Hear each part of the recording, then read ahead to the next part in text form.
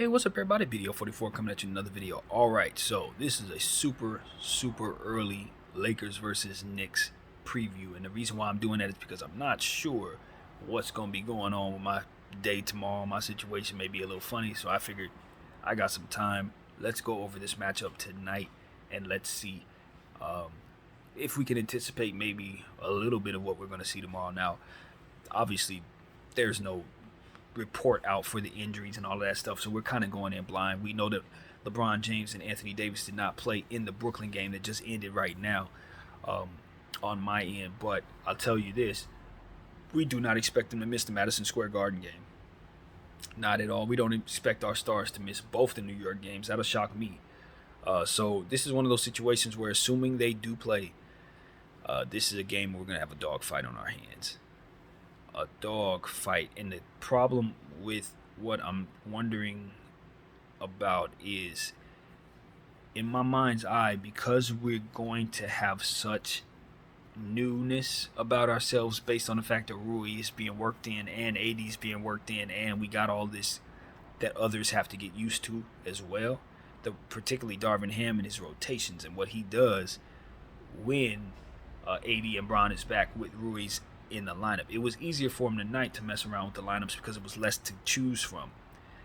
But tomorrow, what we're going to see is him have a plethora of choices, and he's going to have to make the right ones. Because the reality is the New York Knicks have a plethora of depth, talent that they can hit you with from a myriad of directions. Scorers all over the place, leapers all over the place, strength in size. Mitchell Robinson, I hear, is day-to-day. He will determine a lot in regards to what their paint situation will look like. But even if he's not out there, they still got Jericho Sims. They still got Obi Toppin. And those dudes fly. Two of the highest, flyest acts at the power forward position both play for the New York Knicks right now. They're both in heavy rotation, and they're going to catch lobs. They're going to catch a lot of lobs. R.J. Barrett, 30-point scorer, period. If you're not expecting him to string off at least 4 threes, 5 threes, you're not doing it right. He's a serious lefty with a lot of game, mid-range, inside, outside, finish at the rim, all kinds of stuff. You cannot expect anything less than high scoring from R.J. Barrett. Do not even think twice. It's going to be 30 or more if he's doing what he's prone to do. And then you got Jalen Brunson, who I think is a complete surgeon, one of the more underrated guards in the entire league. And the reason why he is that is because of how he attacks. He finds sweet spots somewhere within the 12-foot to 10-foot range, floaters, awkward attacks that often catch people off guard and are very difficult to defend. And he's highly gifted at making those things happen for himself. So he's always going to score a lot because he's attacking the league in a way that basically very few do. So as he continues to ascend and pick apart the league with his awkward game, I just know for a fact that no matter what game he's in, if he's right, he's going to get his. Because he ain't been figured out yet. So this is one of those situations where I just already know the New York Knicks, even though nobody's really talking about them, including myself, they have enough talent to make noise in the playoffs. Now, whether or not they'll actually pull it off, I'm skeptical. It's the Knicks at the end of the day. I don't know. But what I do see is a more depth than they've had probably in my lifetime. I don't think they've been this deep since they had Latrell Sprewell and Allen Houston. I kid you not. And also, what I see is them moving players down the depth chart that need to be moved down, unlike the Lakers. You know, they respect Derrick Rose. They respect Evan Fournier. But they're not going to lean on them when they got Quentin Grimes and Emmanuel Quickly. You know what I'm saying? These are the things the Lakers do with Patrick Beverly and some of our older guys when we know we should be playing our younger guys just like the Knicks. So I think that Thibodeau got it right this season. Old guys need to be pushed down the depth chart, and the new guys need to be given opportunities because they're the ones that are going to ultimately help you in a young league, and they're the ones that can be retraded. I keep saying it. So they're doing it right. Quickly's having an excellent week. He's been putting up points left and right, really coming into his own as a scoring punch. Quentin Grimes is another one of those guys, super consistent, constantly giving you things on both sides of the floor. I think that kid's going to be really special. And like I said, the bigs that they got, Toppin, Sims, they're starting to really play Sims, which is a big deal because of his ability to catch get offensive rebounds, defensive rebounds, block shots, and just electrify the crowd just like Obi, man. So this is a situation where Juju can't be forgotten about because clearly Julius Randle is the main piece of the the New York Knicks that you have to pay attention to. Julius Randle's playing like an all-star again. It's like 1 year is an all-star, another year is a down year, back to all-star. I guess next year will be a down year because that's how it's going for him. He's back to shooting the ball at an extremely high level. Clearly one of the strongest players in all of the sport. And anytime you can avoid bumping against him, it's probably a good thing. This is why I didn't want Bron to play in this game. This is why I wanted AD to play in the Brooklyn game instead of this one. Because at the end of the day, they got to deal with one of the strongest players out there. And I know Julius Randle is not to be trifled with physically. He's not. He's going to dunk on people, and he's going to do it with a ferociousness that is Zion-like. And if you're not prepared for that type of physicality, you can get hurt playing against him. And when you couple that with his backups, who fly just as high as he does, who can also shoot the ball, in Toppin's case, I'm not sure about Sims, I don't know. But there's a situation where it's like he has all the backups he needs. He's in the situation I wish AD was in. Because if AD had a Toppin and a Sims, we would still feel so much better about his situation. So Juju's in a great spot as it pertains to that, and he's playing great on top of that. So it's just a situation where Winyon's going to be big. Thomas is going to be big. Troy's going to be big. Obviously, AD and Bron. Crash the glass. Crash the glass. This team can rebound the ball. RJ can too rebound the ball as well. If you don't prepare for what it is they're going to do on the glass, they're going to beat you. Now, the last game they had, they just lost to who? The Brooklyn Nets, just like us. They got Kyrie. He was phenomenal against them, but they played a pretty solid game leading up to the moments where he just put them away. A game before that they had against the Boston Celtics, they won. They went toe-to-toe with the Boston Celtics all the way to overtime. Matched them basically bucket for bucket. And so that tells you what you're dealing with when you're talking about the New York Knicks. They beat a team that we couldn't beat, the Boston Celtics. You know what I mean? And they did it in a way that we couldn't. Just basically just getting them all the way out of here in a close basketball game in overtime. So, you look further down at what they've done. They've had games where they didn't quite get a victory against the Hawks, against Washington. So this is a team that you can beat. This is a team that you can see yourself attacking if you just respect all of the offensive talent that they can throw at you. Expect for them to score over 125 points. Because RJ Barrett's going to get his 30. Brunson's going to get his 30. Juju's going to get his 30. That right there should tell you what you need to know. And then quickly he's going to get his 15. Grimes going to get his 12. Just on paper, you know they're going to score over 115 points. So if that's not the motive, you're wasting your time. Guard the three, man. RJ Barrett, quickly, Toppin. These are three-point shooters. You know what I mean? Very good ones at that. Fournier, if he gets some playing time. Juju's threes coming and going. Now, the thing about Quentin Grimes is his three has kind of been going more so than coming from what the eye test has been showing me on the stats. So we may want to try to play it by ear, and if he's bricking, leave him out there. But they do have the shooters that they need to make sure that you don't leave them too much. And so that's what I want to pay attention to is just how are we guarding the perimeter?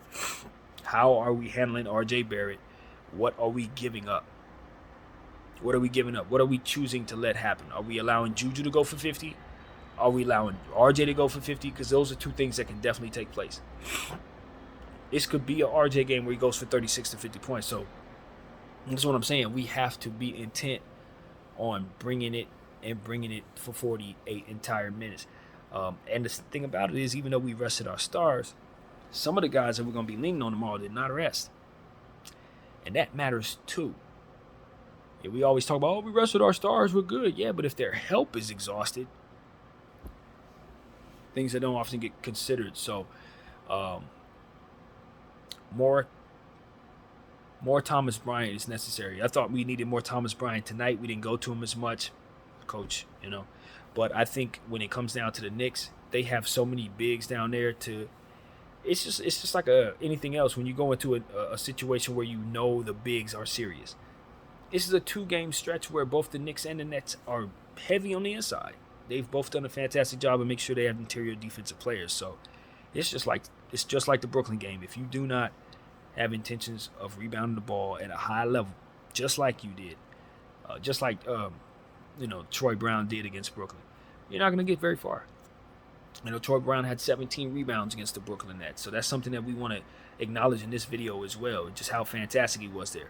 Russell Westbrook gave us some good stuff against the Brooklyn Nets, even though we didn't get a victory there. We needed the assist that he provided, and he gave it to us.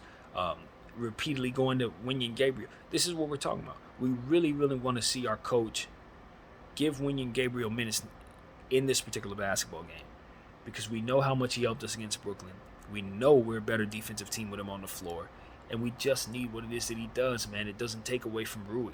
If anything, it takes away from the people you need to be taking minutes away from anyway. So please, oblige us fans by getting away from what the numbers tell us doesn't work. As you look and saw, what went wrong in the Brooklyn game was guards shooting the ball entirely too much. Schroeder going 2 for 15. Russell Westbrook, he did some good shooting, but the turnovers hurt us. And you look at Patrick Beverley, I think he was 1 for 9. You just cannot have a duplicate performance like that against the New York Knicks and expect to be able to defeat players like Toppin and Brunson. They're going to eat your lunch. And Quickly is who I was referring to. But either way, you're not going to beat them if you do not respect what it is that they're doing. Quentin Grimes is a fantastic on-ball defender. So if you don't have good offensive talent on the floor and he has to go up and try to stop Patrick Beverley from scoring the ball with respect, he's not going to have a hard time doing that. You might want to go to Lonnie Walker a little more. You might want to lean on guys that you know can score. And it's just all about making sure you stay away from 4-guard lineups. I mean, if anything we learned against the Brooklyn Nets, if we hadn't learned it all season long, is that anytime you go with 2 or more guards, with 3 or more guards, it's a problem. So when you go with 4, you're going down by 17. It just is what it is. So I don't expect anything different against the Knicks. If he does that against the Knicks, it's going to be the exact same results that we had against Brooklyn. So that's where my head is. I really think the heck of this team as a whole. Isaiah Hartenstein is a player on the back of that bench, another big that you have to deal with who's going to get some minutes. On top of all the other bigs that they got in New York, you got to deal with Hartenstein as well. Not easy dealings. It's just one of those things where you understand that their whole team is coming at you. Now, they got some guys that we would like to take a look at. Obviously, we know that they have Cam Reddish on this team. Most believe that we probably can acquire him since we've traded away Kendrick Nunn, which is understandable, but I still believe that he's somebody the Lakers should try to target if he gets bought out. And I think it's a chance that they can't trade him. That might be an option that they look at since they don't have him in rotation. So I think they will get a trade for him. I do believe that, but I would just go as to say we should be prepared for him tomorrow, just in case they decide to run him out there. It wouldn't be the worst idea to feature him tomorrow if you're the Knicks, but I don't know what their thoughts are on that. So, it's just what it is. You're dealing with the New York Knicks, so it's all about that size. They got a plethora of bigs, obviously some surgeons, guards that play defense, just a full basketball team, a full starting lineup that's going to put up a lot of points, man. They're going to score no matter what. You can at least count on 20 points out of 4 players, at least 20 points. So that's what I have to say, man. Julius Randle's playing at a super level right now. He is dunking the ball, the ferociousness and the strength that he's playing with, his ability to get others involved, rebound. We know Juju. We know him well. We had him for 4 years. We drafted him. It's one of our guys, so you can't really tell us anything about Juju. But what I can say is, if we're not prepared to double team him, he's going to pick us apart. Anthony Davis is going to be a huge, huge part of what happens there. Obviously, Anthony's played with him in New Orleans, and so I'm expecting him to be taking on that assignment in certain situations. Wenyen as well. I do not want Bron guarding Julius Randle. I want him hidden from Julius. I don't want him anywhere near Julius. That's what I gotta say. Just don't. Let's just do us a favor and respect LeBron. Is 20 years in and has nothing to prove. He ain't got no business banging up against no Julius Randle. So that's what I have to say, man. I just wish to God these guys would have did things the opposite way, man. Sit this game out, play in Brooklyn, and I promise you we'd win Brooklyn, and this game would have gone however way it went. Because at the end of the day, there are so many offensive threats coming at you from this New York team. It's a plethora of them. And so I don't think it's a good matchup for the Lakers on paper. It's just not. We're going to need some guys to go cold, and we're going to need some bigs to play soft if we're going to try to be able to run the stuff that we like to run and have any success. Small ball? Absolutely not. Absolutely not. You are signing up to lose if you leave Bron and AD on the floor with 3 guards, Darvin. Against those bigs? Against those big players, dude? No. Even Quickly is 6'4", if I'm not mistaken. Quentin Grimes probably like 6'5". You cannot do the Patrick Schroeder thing tomorrow, man. You can't do the Patrick Schroeder thing. It's not going to work. With those guys, I can be certain that in a back-to-back, having played 34 and 35 minutes, and you're going to send them into New York to have to guard Quickly, trust me, it ain't going to be well for you. It ain't. So we might as well just go get Lonnie Walker, Max Christie, and some of the guys that didn't play as much tonight. We need to play them more in the Knicks game. That's what it really comes down to. Because if he's leaning on the same players that didn't give us anything just 24 hours beforehand, believe you me, you're going to get the same results. So that's really what it comes down to, man. The New York Knicks are a pretty solid three-point shooting team. They have a good rebounding core of bigs. They got, solid free throw shooters that they can trust. They play defense as a team. So this is not a game that you play around with. This is a good playoff team with probably as much depth as anybody in the East, maybe in the whole league, the way that they got their depth chart looking right now. So that's what I have to say, man. I don't think it's much deeper than that. You just want to see Darvin Ham try to just react to the details that are coming at him in regards to what it is he's trying to do. The proof is in the pudding, man. What can I say? Did you see the first half of the Brooklyn game? I mean, we couldn't throw a rock in the ocean with them small ball guys. They just kept shooting, and we got nothing. And so if he would have just leaned on the guys who were doing well from the beginning, Troy, Thomas, we would have won. So do that against the Knicks. Do that at Madison Square. It is Madison Square. So that means you expect the stars to come out. LeBron James, he's probably going to put up a big night. It's going to be a huge to-do because anybody goes into Madison Square, it's got to be more than your average. So I'm expecting either him or AD or Westbrook or one of them to go off because that's just what this building does to people. Spike Lee should be in the house. The stars should be in the house. It's a high-profile night, man. This game's at 4:30, of course. And I believe it's going to be on national television. Not sure which one, but this is one of those games. So with that being said, I don't want to see Russell Westbrook doing things that cater to losing, shooting the ball off the backboard and all kinds of other stuff that he may be wanting to do in a game like this. He gave us a lot of good stuff in Brooklyn. He's going to have to continue to do that because we cannot succeed if he's not managed properly. So it has to be a good balance there. And that's it, man. More rebounding, man. I love what I saw from Troy against Brooklyn, so he's going to have to continue to do that. If he turns into nobody Troy again, he's back to not giving us hardly anything. It just, the inconsistency just makes it even worse, bro. So please continue to crash the glass, shoot the ball with that same confidence, and hopefully we can get him back in that starting lineup more so to give us more of what we need there. More Winyan Gabriel, more Thomas Bryant, more Troy Brown, man. More Max Christie if he's going to play well. So these are things that I'm hoping to see, man. The Brooklyn Nets gave us a fit.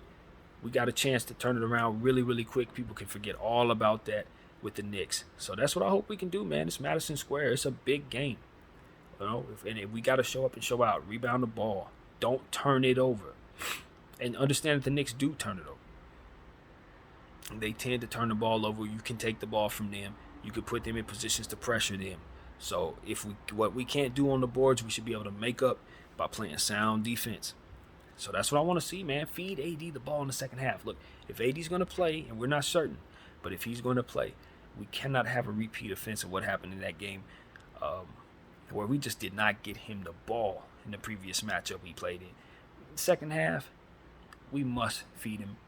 Because if you don't feed AD, he's just running back and forth for nothing, waiting to get hurt. So we got to identify if we're going to have trouble getting him the ball or if he's not going to call for it, sit him back down. Rest him. He's still ailing with this injury, even though we're acting like it's not there. It's there. It's a bone spur. It's not going anywhere. So he's going to have to rest that. We're going to have to manage that. And we're going to have to be intentional with every minute he's on the floor. Because if he's down there running aimlessly, we're not doing our jobs. Period. So that's what I got to say about the entire matchup, man. I want to see some good Russell Westbrook play. Hopefully, Bron and AD will be back on the floor for this one. If not, it's going to be even worse than the Brooklyn matchup, if you ask me. So that's what I have to say, man. I'm happy I was able to get this out the night before. So if any changes are made and I'm able to address them tomorrow, I certainly will. But this will be my official preview video for the Brooklyn Nets. I mean, for the New York Knicks. It's probably 24 hours later in the same city. So it's hard to keep up. But I'll tell you right now, the Knicks are their very own entity. And if you don't respect Julius Randle, Quickly, Grimes, Toppin, Barrett, Thibodeau, the whole squad, if you do not respect what it is they're bringing at you, trust you me, it will be yet another loss in Gotham. My name is BDF44. I thank you all for watching. I'm out.